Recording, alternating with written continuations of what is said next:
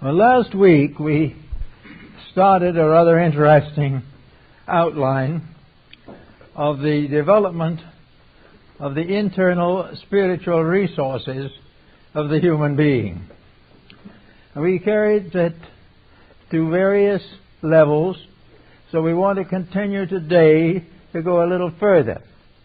We started in by covering the idea of knowledge and carrying it on to wisdom. And today we're going a little further. We're going to carry it on to a higher level of spiritual maturity under the heading of understanding. Actually, if we look back to our most remote ancestors that lived in caves or swamps, the Piltdown man or the Pithecanthropus erectus, we find that the little intellect that was available at that time was used largely to protect the physical life of the individual. They had very little area of intelligence, but they were struggling to survive, and all intelligence was devoted to survival. Physical survival. Now time has passed. We've become much more sophisticated. We have much greater area of interest. But still, for most people, mind is used to protect survival. We are still concerned mostly with the mind doing the things which we want to accomplish. We want the mind to be educated and support us. We want the mind to make us happy. We want it to give us the pleasures and advantages of life. We want it to take the education we have prepared for it.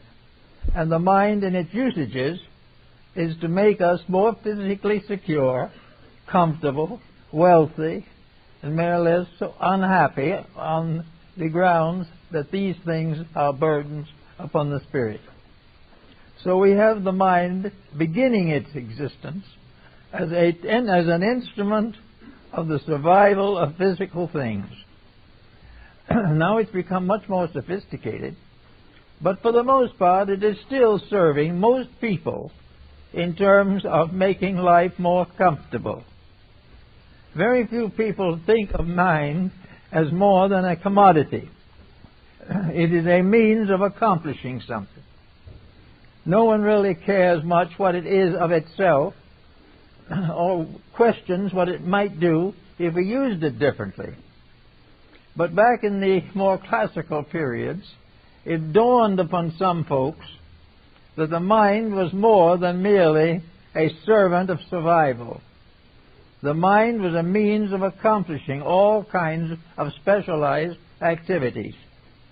The mind made the musician and the philosopher and the architect, the statesman and the doctor, and all the different people who developed specialized intelligence were working with the mind. So we gain a little bit of an understanding, and as the individual grew up, the mind grew up too. And the mind gradually gained a larger sphere of influence. It was still an intellectual entity. It was still related to our physical needs, but it was also a means of extending and expanding ourselves into new areas of activity. As a result of that, the mind grew and gave us great cities. It gave us the Alexandrian libraries. It gave us the Acropolis of Athens and the pyramids of Egypt. It became the instrument for the expansion of the human state. It was no longer simply a matter of survival. It was qualifying survival, making it greater, making it more important and more significant. And so it went on, and all this time it was developing certain specialized attributes. It was giving us the foundations of arts and sciences. It was giving us the beginnings of various changes in our own personalities. The mind, which originally helped us to survive, now began to help us to unfold and enrich our own potentials. We find genius of all kinds developing. We're finding individuals becoming poets and artists and musicians. We find the mind constantly now contributing to the unfoldment of the potential of the individual. There's one thing, however, that was consistent, or more or less so. The mind was almost entirely used to fulfill some kind of physical purpose. All the arts and sciences were physical. They want to make better-looking buildings and greater paintings, but it was for the sake of physical things. The mind also gave us armament to protect ourselves. It gave us laws for the development of social conditions. It variously enriched us, but always for the same basic purpose, pointed toward physical existence. Gradually, a few philosophers, as we mentioned in the idea last week, began to develop the idea of the mind having a different function, a greater and more important contribution to make. The mind was to extend the individual not only into the physical life of the time, but into the cultural life, and gradually into the internal religious life of the person. The religious life of the average human being is comparatively undeveloped even to the present time. But it is there, and it has all kinds of moral and ethical implications. It gives us great visions. It makes ways of peace and helps us to solve problems that would otherwise endanger our survival. So we develop a new branch of mentality, a branch of mentality coming closer and closer to the invisible causes of our visible existence. We began to think in terms of the wonders of the inner self. We began to recognize the possibility of genius. We also recognized that this mental faculty could attack unanswered questions relating to matters far beyond the physical life. It began to answer the questions about why and what and how. And in that we find it rising in the great Greek systems of philosophy, where there were solutions to the great problems of life. Plato and Aristotle and Socrates gave us answers to moral problems, began to understand and help us to understand good and evil, right and wrong, hope and fear, and gave all types of information which would help us to fortify our instincts against the pressures of the times. So we began to think in terms of philosophy. And philosophy began to change the world we lived in. It began to give us a glimpse of something beyond matter. It gave us a concept of a part of our nature that had not yet been fully developed. The inner potential of the individual was not exhausted by the achievement of physical advantages. He might become able to create an atomic bomb, but this did not completely exhaust the inner life of the person. He could also create a remedy for the bomb. We find all types of science developing ingenuities and research projects. Well, the research project was a challenge to the intellect. The research project was one in which individuals were striving to know more. For the most part, however, these research projects were also largely physical. They had to do with health problems. They had to do with international law and types of things of this kind. But there was now a gradual development and a separation of projects. For now we began to have the mind thinking in terms of religion, thinking in terms of ethics, thinking in terms of morality. And gradually from these thoughtfulnesses of the mind, we began to develop a civilization, which was more than merely the perpetuation of our physical propensities. In order to accomplish this particular type of growth, it became also important to give more and more attention to the study of things not normally or commonly understood or appreciated. So here we come down into the Middle Ages, into the great Florentine Renaissance and things of this nature. We find art flourishing, we find religion developing and scattering about the whole surface of the earth. We find the individual also beginning to think of other things. He began to think not just simply as they did in Egypt, that when the Pharaoh died, he went to the valleys and plains of Amentat and remained there rejoicing forever. Or of the Chinese emperor who took an army of life-size clay figures with him into the afterlife. There began to be a study of things like the afterlife. Now, how was the mind to explore this subject? There was no real basis. The mind couldn't go to some college or university and take a course. It was all struggling to find out from within himself what he could do as a person that influenced man in these matters. But little by little, exploration began to pay off. There began to be new things thought about, new answers to problems. And as we spoke in the state of wisdom in the last talk, wisdom began to support certain conclusions of the mind.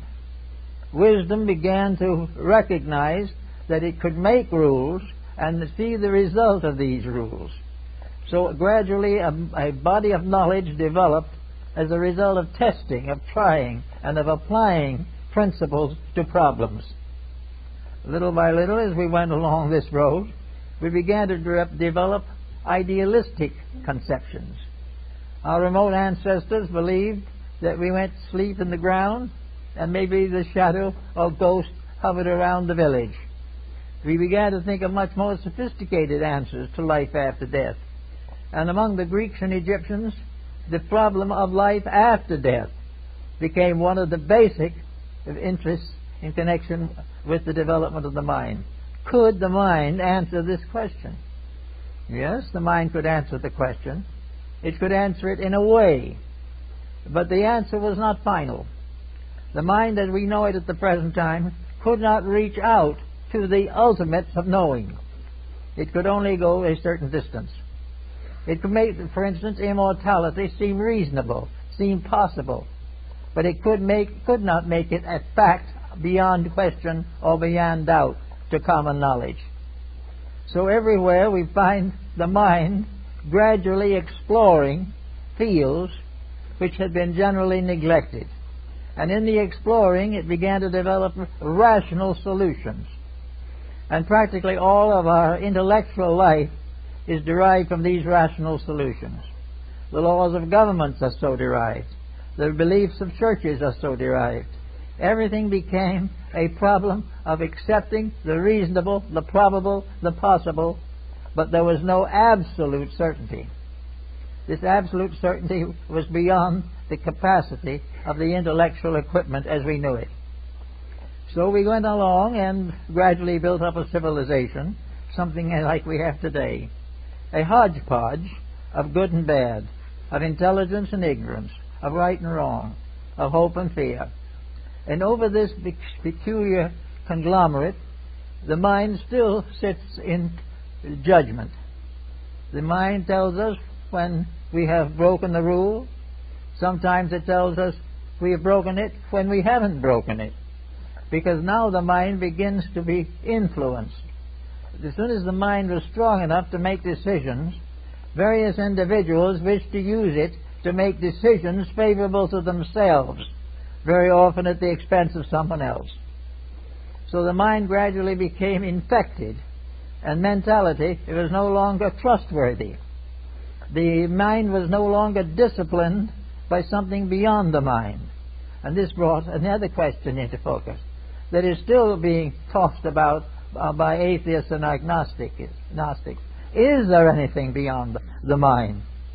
Is there a higher power than the mind by which we may come to certainties the mind cannot attain?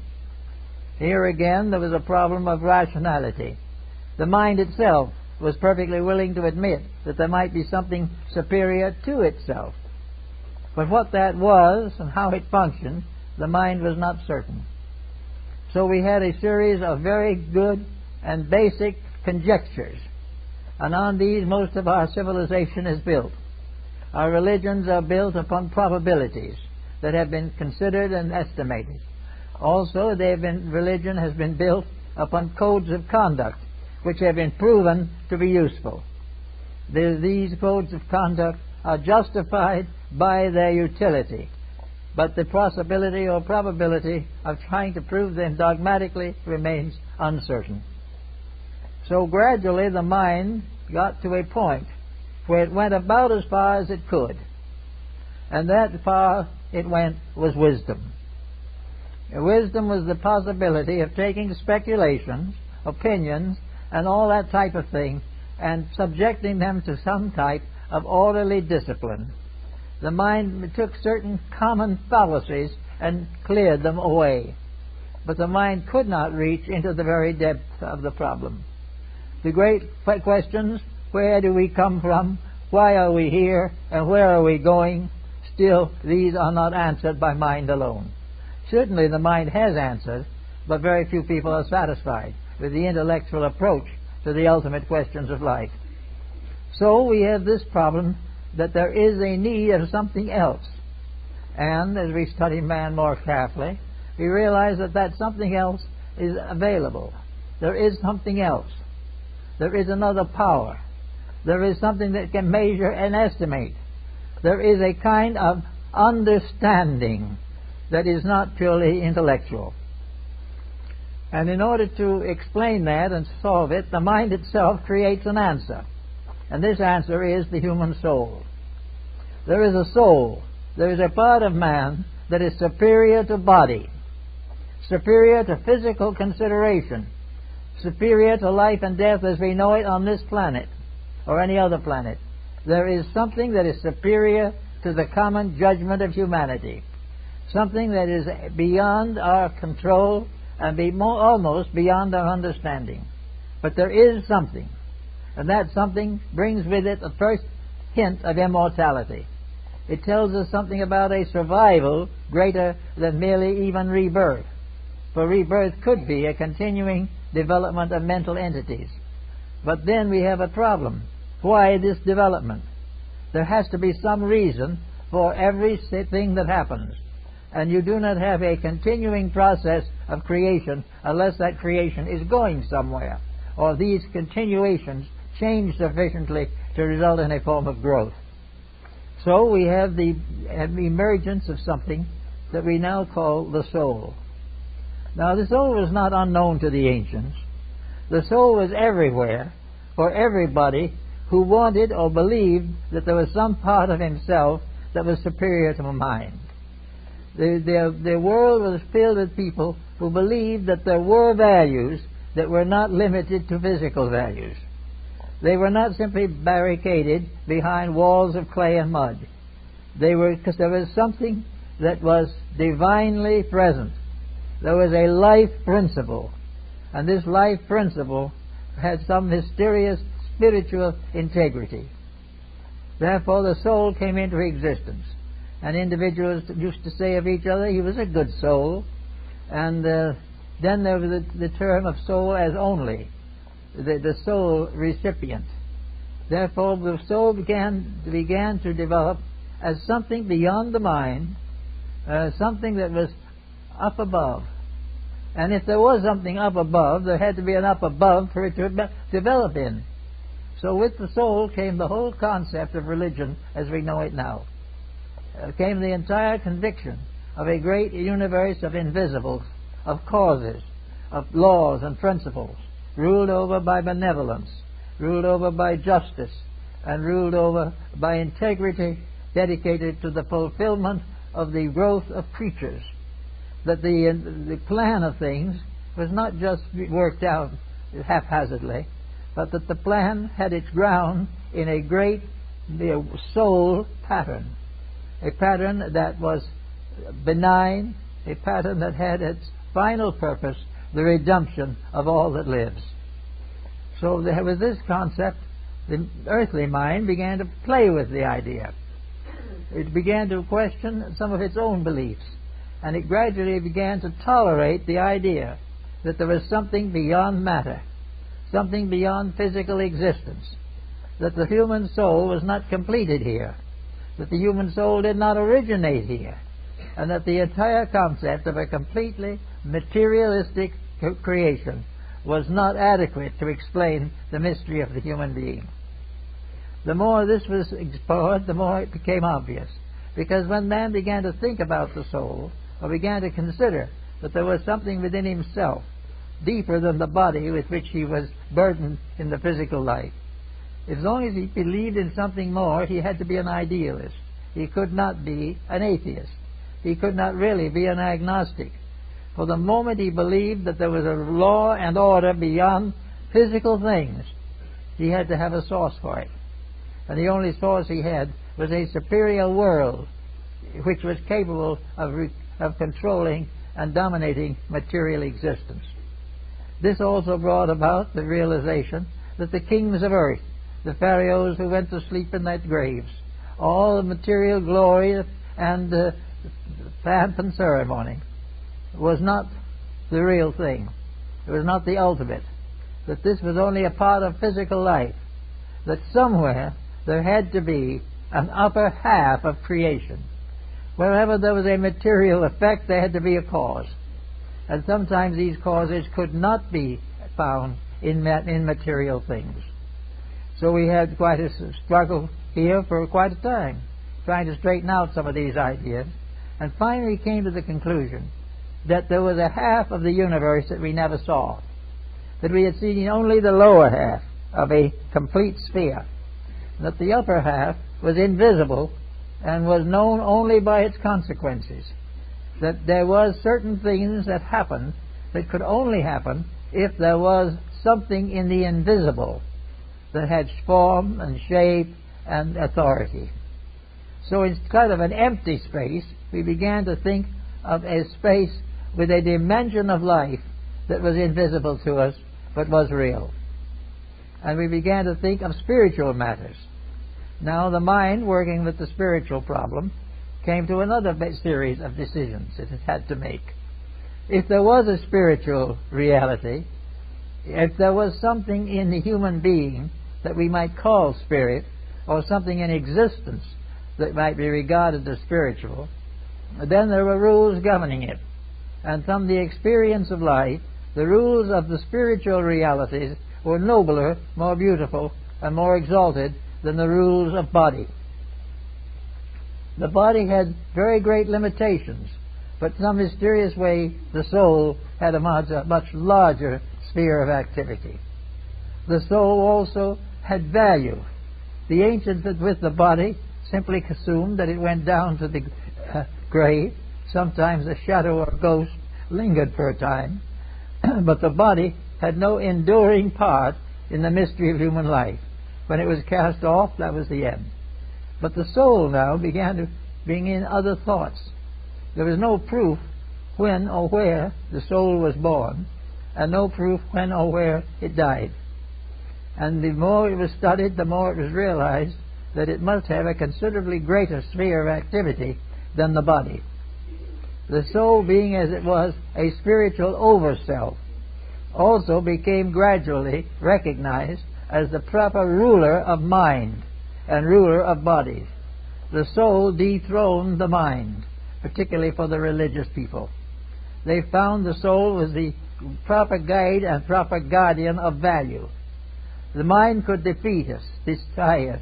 It could variously misrepresent things. But the soul, theoretically, had to be above this. Now, the soul also is capable, it is according to the ancients, of making mistakes. But these mistakes were largely due to the perspective of the point of view rather than of the soul itself. There is very little evidence anywhere that the soul sins, yet is referred to that the soul sinneth. There is not very serious. But the soul doesn't sin. What really is that the individual has sinned in some lower part of his nature and has allowed it to appear to be the soul. But that the soul is corrupted is doubtful, because that is an incorruptible thing. When corruption affects the inner life of the person, it is not his soul that is sickened by the corruption. It is his soul that becomes sad because of the corruption. Therefore, in every case, corruption cannot affect something superior to itself. And as corruption for the most part is physical, and the soul is not, the soul cannot be touched in its substance. It can only be damaged in its manifestation. So they began to think a lot about soul. And most of the great religions that we have today have been based upon a philosophy of soul. They recognize the existence in man of a part that survives the disintegration of the body. There were a few who began to think in terms of living forever in the body.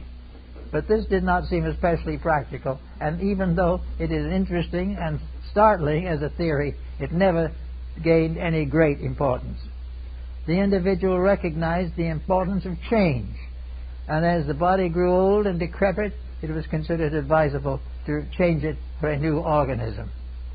Therefore, there was a constant change of bodies, but were there also changes of souls.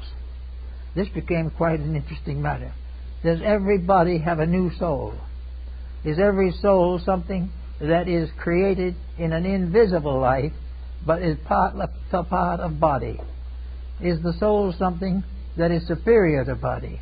Does it move into the body at birth? Does it depart from the body at death? Or does the soul have a continuing living existence in some other dimension of space? And the Christians and most of the other religionists finally came to the conclusion that the soul had an existence apart from body, that it came into body for a time and departed from body, that efforts to contaminate the soul actually did not do so, but that the body was contaminated and the mind was contaminated, and the result was it appeared that the soul also was adversely conditioned. But the soul itself, as a factor in existence, was regarded as forever benevolent. Therefore, the ancients had a concept that they gradually developed of the perilous journey. The perilous journey was the value of the journey of the human being from the lowest form available for consideration on the physical plane through all the conditions that led ultimately to sainthood or the development of a beatific condition in the race of human beings. We have therefore the problem of this journey in which the person gradually grows up. He grows up from the fact of a physical existence in a stone cave where he made a few marks and symbols on walls of granite. He grows up through the mound builders, through the gradual tribes of people, the gradual rise of nations, until down to the present time. There was a continuing progression of the powers of the mind to condition something else. The mind was forming more noble mansions for the soul. Now, if the mind was contaminated, this damaged the entire pattern, and therefore various methods of repentance and so forth were set up. But these were set up to take care of the derelictions of the mind, not virtues or vices of the soul. So we live today in a modern world in which we have a soul that is immortal, and we have a mind that can and may ultimately become much more immortalized than it is now. But we have a mind that is capable of serious errors, that is capable of contamination, that is capable of becoming hopelessly fascinated by inferior matters. The mind, it can be and is often corrupted, but the soul, it basically is not.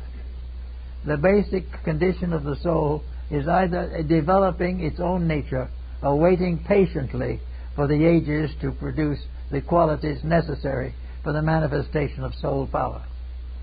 So out of this also then came a science, this crisscross science of between the mind and the soul, in which the mind gradually developed the powers to support the soul, and the soul was released to manifest more and more through the body. The ones in which the soul was released for more and fuller manifestation in bodies, those people were called mystics. They were persons who depended upon certain inner values which could not be supported by the intellect alone. So we gradually developed not only divisions in all forms of knowledge, but even in religion itself. We have a religion, therefore, that does recognize the possibility that the soul can be contaminated, but also that it can be purified. The modern religion actually thinks in terms of redeeming the soul by reforming the mind. If the individual in his physical propensities carefully and diligently practices the virtues, then he releases the soul from imprisonment in the cages and in the prisons of his false living. This is partly as present in most Oriental philosophies and much of the religious beliefs of antiquity in general, namely that the soul was the victim of the mind. Therefore, the soul had to be rescued. And if the soul is rescued, it becomes the instrument of immortality. And gradually this is going on all the time. It is going on every day. Every person in every walk of life is either building soul or limiting it. The soul constitutes a more normal, moral, and ethical reality. And most of the great philosophers of Greece and so forth have bestowed upon the soul the attributes of the highest virtues. They have said that the soul waited patiently for the mind to catch up to it, waited patiently for the body to reform so that the soul could manifest to it. Therefore, the soul gradually became recognized as the Redeemer, the Savior, the Protector, the Regenerator of the body and the mind. Well, it was important that the mind did have some kind of a control, because it was pretty well out of control. And we find today, as we look forward to another century of progress, that we have a body that is suffering from utter conflict within the body. A conflict between what is right and what is immediate. What is the fulfillment of desire and what is the unfoldment of integrity. And we find more and more people who are gradually giving up the fight and allowing themselves to fall into the confusion of negative attitudes and corrupted conduct. So we do not know just how it's going to work out. But one thing is evident, that we are not building soul power to any great degree. We are not giving the best of ourselves a chance. We are not using the finest faculties that we have to protect ourselves. We are compromising all of the higher faculties in order to cater to the lower ones. Now, there is no question that the individual is in desperate need of drugs or tobacco or alcohol. But the individual who actually knows that these things will be a destructive force in his life still will not give them up, for the reason that these things are tangible, while virtues are intangible. To most persons, virtues are forms of frustration, and the individual will rather take a chance of dying of bad habits than of sacrificing the pleasures of the moment. This calls for a reorganization of a lot of thinking, and it also calls for a re-understanding of the construction of the human being. We know, for instance, that the human being has the capacity of disobedience. We know that the individual, through ignorance, can disobey. There is no proof that intelligence will disobey, because intelligence implies that the intelligence knows that no fault can ever survive, and that evil can never win. But in the temporary gamut of things, evil has a temporary success, and many people are perfectly willing to settle for that. We may very often hear among our narcotic victims where the individual admits that it will probably be the destruction of him, but in the meantime he will have a few highs, and in these highs he will think he runs the world, and in that is a full payment for the fact that he is destroyed a few months later. So they have this problem. We have the physical person as he has been since the Stone Age, and we have this other something that has been gradually developing, Emerson's oversoul. We have constantly developed an inner life that is higher than the outer expression of life. Now, everyone hasn't done this, but most of the lawmakers and those who have set up the codes of civilization have had some vision of the reality. Therefore, they have nearly always made a code that was somewhat in advance of prevailing customs. They have tried to give the individual a way of life which will challenge him to a slightly greater expression of his internal integrities. Therefore, we have progress in the codes of most peoples. But these progresses, as they have been denominated, are for the most part ignored. The individual is perfectly willing, in our way of life, to compromise his eternal integrity for his temporal advantages. Now, this is, of course, something we face in government, in politics, in science, in all of the arts and crafts. We find the individual who is perfectly willing to pay for the privilege of doing wrong. And there is always an individual who is glad to do wrong to be well paid. We have, therefore, a very serious problem in which the willpower within the person is not strong enough to take care of the temptations of society. Well, we've been here a long time. We've seen a lot of nations rise and fall. We are seeing today the worst chaos that civilization has ever passed through. We see that most of our institutions have been corrupted, and that those that are not corrupted are out of date. We constantly recognize that things are wrong, but we do not want to dynamically do anything about it. So we keep on going, giving the mind and the various habits of the body control, and at the same time suffer the consequences of disobeying the rules of life. Now, how did we find out about those rules of life? How do we know, for example, that we should not follow certain of the policies that are now popular? Well, the mind can give us the answer if we want it, but we have reconditioned the mind and have forbidden it to tell the truth. It has to agree with what we want, and we will not accept any less. As far as the soul is concerned, it is pretty much in silence. It has not had the opportunity to express itself. It means that also that if we want to make any major change of importance to society, we have got to change the relationships of these inner elements of our own personalities. If we want a better world, we must accomplish the personal victory of soul power over brute force. We must achieve the victory of intelligence over ignorance, and virtue over vice. And this victory must be a more or less personal victory. We are all hoping that someone is going to make a great ado about this problem, and there's going to be a great wave of redemption. There is no evidence of it, however, at the present moment, because this redemption principle rests within the person in the relation between his mind and his soul. The individual who allows the mind to dominate his life is not going to change to any approximate degree. He may come to a little better understanding through constant misery, but it will be a long and difficult path. It is only when the soul itself, as a positive factor, is allowed to speak and claim and state its own purposes that we have a chance for a more or less rapid regeneration of our social order. Well, how do we do this then? Here we are working now with this stream of intelligence flowing down through the ages, moving through one stratum of culture after another, and coming down now to the 20th century, and getting very close to the 21st century.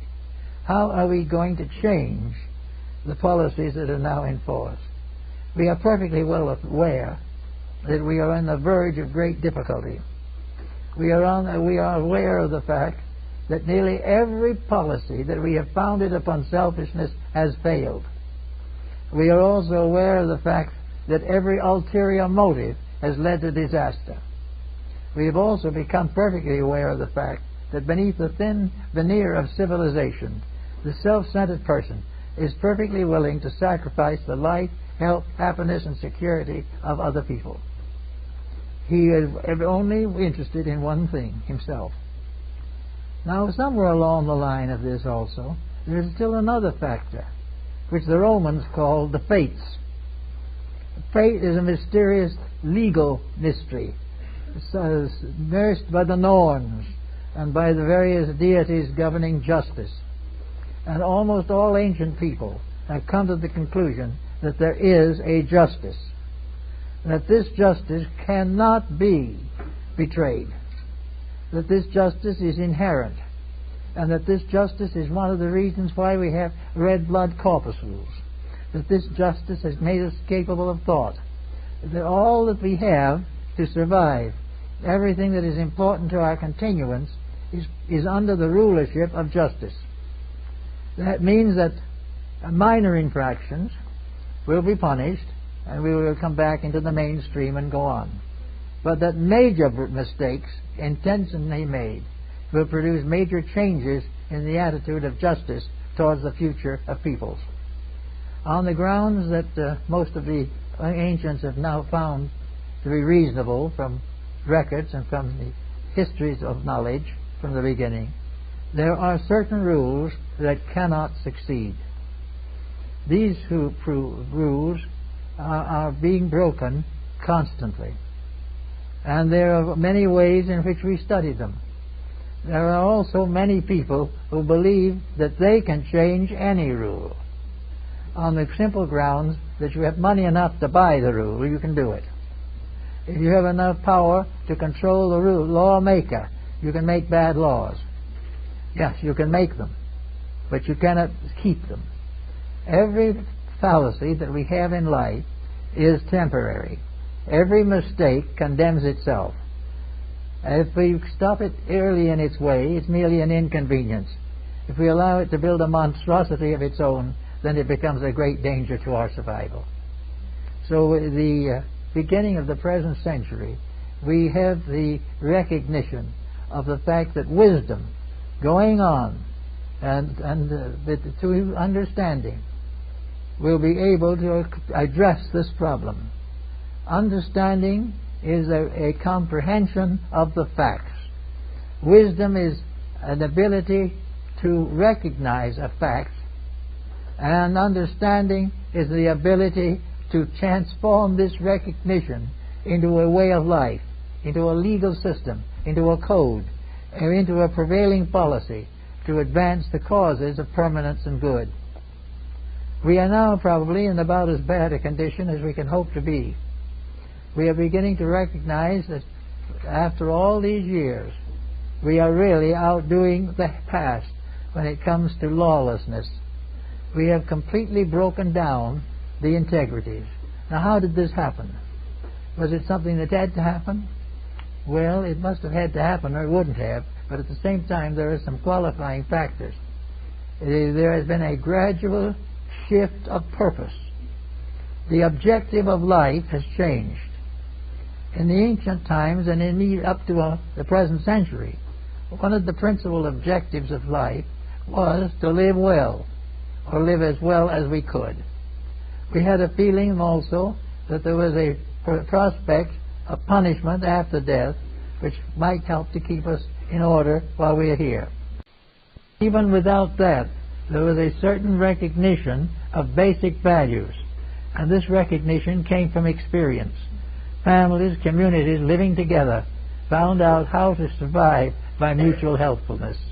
They found out how to destroy by mutual competition and discord. And little by little it became evident that the better things were the ones that would last and endure. This is true in entertainment, in art, music, literature, everything. But we are not watching this procedure. We are not keeping the truths with it. We are not fulfilling the evidences that these things have locked within themselves. We have determined to do what we please, and then after we've done it, we don't do what we please, but we find it is not pleasant. So we have gradually become totally disobedient because of the fact that we wanted to live our own lives. All people wanted to be free of responsibility. And when everyone is free, there is no society. Where everyone wants to do as they please, there is no possibility of cooperation for common good. Where everyone is anxious to have more than anyone else, we can never have honesty. So we have a problem of having betrayed the truths that are developing within the structure of soul life. The soul is being betrayed by the mind. It is being forced to compromise in order to survive, or at least to survive in the way that we want to survive. That is, with considerable luxury and a lot of freedom. But the problem is very definitely there, that the soul has got to be strengthened. Now probably the greatest experts on this particular matter were the Neoplatonists of Alexandria. They were the ones who really made the great study of the human soul and its attributes. They found out that the human soul was a proper structure of beauty, that it was harmonious in all its parts, that it was benevolent and constructive in all its functions, and that it lived and fulfilled its purposes for the glory of God and the infinite good of mankind. Therefore, the laws of the soul have got to become embodied in the sciences of physical government and leadership. We are going to have to gradually recognize that the great power of the soul lies in one factor which became the basis of Christianity, and that is that the great power of the soul is love. So that love becomes, I might say, the ultimate of intelligence. Love becomes the final expression of the mind. It becomes absolutely necessary to the advancement and protection of any structure built in society. There is no such a thing as a loveless perfection. There is no such a thing as a heaven filled with hate. All of these qualities must be brought and reconciled. And we find that most people are slow in reconciling these qualities. So we now come to another problem of importance. How are we going to educate people to save themselves? How are we going to find a way that these people can help to secure a more permanent way of life for all of us? There's no use taking the hope that legislation is going to do it. Legislation can't do it because the legislators themselves do not have the insights. Education cannot do it as we know it today because it does not have the integrities. We go from one branch of learning to another, and in every case something is missing. We cannot accomplish with the facilities now available. The only actual availability that we have is ourselves, and the only part of ourselves that can bring us out of the doldrums is the human soul. We can use the power that we possess to improve the world we live in. And while no one is going to be perfect at it, a reasonable improvement in a reasonable number of thoughtful persons can avoid a crisis which may otherwise be very difficult. We can start by overcoming, in some measure too, the mistakes that have not only given us our problems, but are continually hurting us. It isn't that we're giving up something that is wonderful and fine and fortunate. We're giving up only something that has hurt us so badly we can hardly stand it. But for some reason or other, we do not recognize a hurt when we suffer from it. We recognize only that we do or do not do what we please. And all the learning, from the ancient times, from the primitive tribes of Africa to the most remote parts of Asia, we all have been told by the gods and sages that we are not here to do what we please. We are here to do what is necessary to fulfill the purpose of life. The great plan of life is beyond our touching. We cannot change the ages. We cannot change the motion of stars. We cannot do all these great wonders of the galaxies. And we can put all the crafts into orbit that we want to, but we will never be able to correct the ills of society by any conquest of atmosphere or space. We have to work directly with situations. It is true, of course, that if we work with the situations, we will correct most of the mistakes of science and economics which are giving us trouble. Actually, therefore, our big problem is that we've got to face the importance of personal integrity. There is a plan. It is available. It has been known for ages, a way of life that is acceptable to the universal plan. We must find this and use it. There is nothing else that we can do. And we must find how to apply it to various phases of our lives. We talk about getting the nations together. We read in the newspaper that somebody comes along and assassinates another character, and all the plans go to pieces again. This is part of a pattern of compound failure that is inevitable. The answer to the whole situation is that, as it is in the case of a community, a country or a nation has to work together. It has to be one of a family of nations, and it has to live and act in accordance, and bring it right on down to the final unit of its application. Every family is a nation.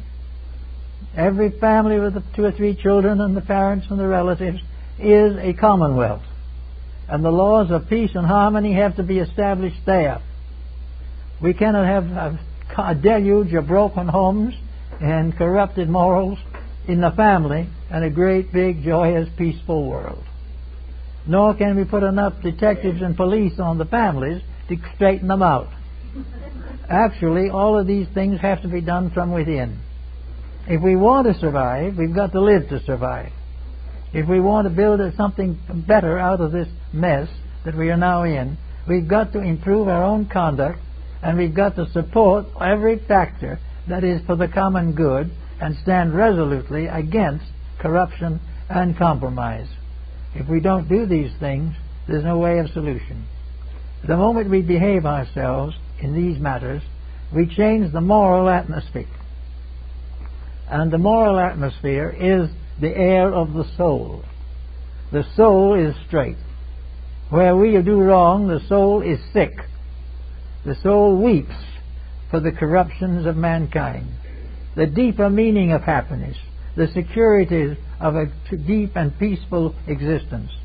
All these types of things are lost when we compromise the power of the soul in the affairs of mortals.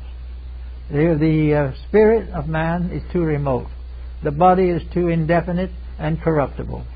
The mind is too easily bribed and has too many ulterior motives. But the soul cannot be in any way damaged by these things. The soul that is corrupted is only corrupted in the sense that it is prevented from functioning. We are supposed at this time to be building the soul. Each human being is supposed to be strengthening his own soul, giving more power to it, so that in the due time of things, that this soul will be like the golden wedding garment of St. Paul. And in the Bible, the soul is the garment of glory. It is that which proves conclusively the wisdom and integrity of the personal life. It is only when the individual begins to work with this, and works with it sincerely and consistently, that we're going to get the results we want. Now, if anyone will try it for 6 months or a year, I don't think they'd ever give it up. Actually, they have to not start, because very few people would really like to continue having broken homes, and yet they are being broken every day. They do not believe sincerely that the broken family is a benefit to the unborn child or the infant. They do not believe that corrupted business is an addition to society. They all know the facts. But somewhere in each of these patterns there is some kind of personal selfishness. The individual would like to do what he wants to do, and he's against the individual that tries to prevent him, even if that individual happens to be right. So we have the problem every day of trying to work with these situations. But a person who would like to see a home that is not in constant turmoil, would like to see children grow up without becoming gangsters, can do this. There's no reason why the virtues of the soul, which is in itself higher than the mind, cannot control and direct the leadership of society. The world of society that is going to survive is surviving because it is built upon soul principle and soul power, and is maintained by obedience to soul law. We've got to shift from our present pattern of following anything that offers a slightly larger salary to a situation in which the rulership of mankind moves to the next higher level of his own consciousness. And this stepping up to the next higher level is the stepping up to understanding. It is the step beyond the mind. It is the step beyond genius and beyond philosophy and beyond integrity as we practiced it. It is the gradual realization that there is one great pattern, that all society must follow it.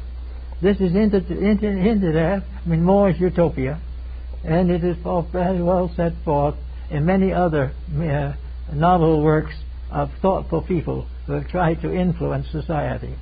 There is no doubt in the world that this problem we face could be solved without war, without contamination, without any serious loss of value to anyone, if we would begin to live by the integrities rather than the mistakes. Actually, every bankruptcy is a monument to an integrity that has been broken. Every time that we find people in grave trouble, they've done something that's wrong. Now, why would these people not prefer not to be in great trouble? Why would they prefer to go through a bad scandal or go through prison punishment because of a mistake that they never needed to make in the first place? To get rid of this personal determination to break the rules in order to satisfy the appetites just can't go on into the next generation. The next generation can start where all changes start, in the home. That is the Chinese concept. If the average American home begins to improve, if it's only a 5% improvement, a 10% improvement, we will have a much greater chance of going into the 21st century in one piece. And also, in doing this and making these changes, we prepare a new generation to take over. At the present time, the generation that must take over when we go is in worse condition than we are. The problem is that we cannot have people go on and carry the load unless those people have been exposed to integrities. If the young person growing up today is given the values that are necessary, he will help to build the future. But going as he does now, he is more apt to want to have laws removed entirely, so that he can do exactly as he pleases and destroy anything he doesn't like. We have got to a point where the integrities are gone, and this is not possible to a people who want to go on and build a better world. We have great need today of making simple changes in our personal habits, the simple revisions of our integrities. We need to have greater moral codes of ethics. We may or may not need more theology, that is the question. But we certainly need some religion, and need it badly. We need anything that will induce us to live straight and to do what is right. And that is what the burden was of the ancient times, where the mysteries were established as sacred institutions. They were solid centers of integrity in changing worlds, with a solid background on some point, with a solid section of our society dedicated to one purpose. We can allow the others to drift a little more, and they will drift back into shape. But if we give them no example, if we give them nothing to build upon, if our public school system is as corrupt as our politics, what are we going to do? We are going to destroy the product of ages of growth. We are going to tear down what the soul has built over a period of ages. We are going to betray the whole course of civilization, which has always had a few who have been enlightened and given strength, a few who, many of that few have been martyred. They have died for principles, and we are dying for breaking principles. And there has to be a change in this particular point of view if we wish to go on. So we will say that after the coming of wisdom is the impetus given by the soul within the individual to take what we find, take the wisdom that we know and take it out of the books and the air and out of our own heads and put it to work in society. Wisdom is of no value if it's not used. And when we get to the point where we will be willing to admit the obvious, namely that we are happier and better with knowledge and wisdom than we are without it, then we can do something. But we cannot go on this way. Half the nations of the world are at war today, or in various forms of warlike maneuvers. We have never had a time in which we've had more money and less ethics, more power and less principle, more scope for progress and less progress. Therefore, we've got to get together and do these things. And to win, it must be a victory of soul power over brute power. That was the dream of Gandhi, and it must be the dream of all. The soul within us, the life within, has to gain victory over the bad habits of the body and also over the conspiracies of the mind. We may try to get by without making these corrections, but we will not be able to. We cannot go against common sense, integrity, honor, and realities. We cannot break universal laws or bend them to our purposes. We are part of a very large structure that extends far beyond the dimensions of space as we know them. The mystery of life goes on to inconceivable distances and qualities in every direction. And one little planet is not going to be able to break all the rules of this great pattern with impunity. We live in a universe of law, of infinite benevolent law, ever working for the common good of all. And we cannot be an island of hate in an ocean of love. We cannot be an island of fallacy in a great plan of consistencies and integrities. So it becomes very important for us to realize now that the wisdom, the thinking that we have to do, will have to be enlightened, and that we have sources for it. It is quite possible to build it. It is not impossible, but it will require a little thought, a little dedication, a little consecration to principles. If we will keep these things and do them as we know they should be done, we can have a pretty good time. And each person in his own life can begin little ways to do it. If the person has a sharp temper, they give a little work on that.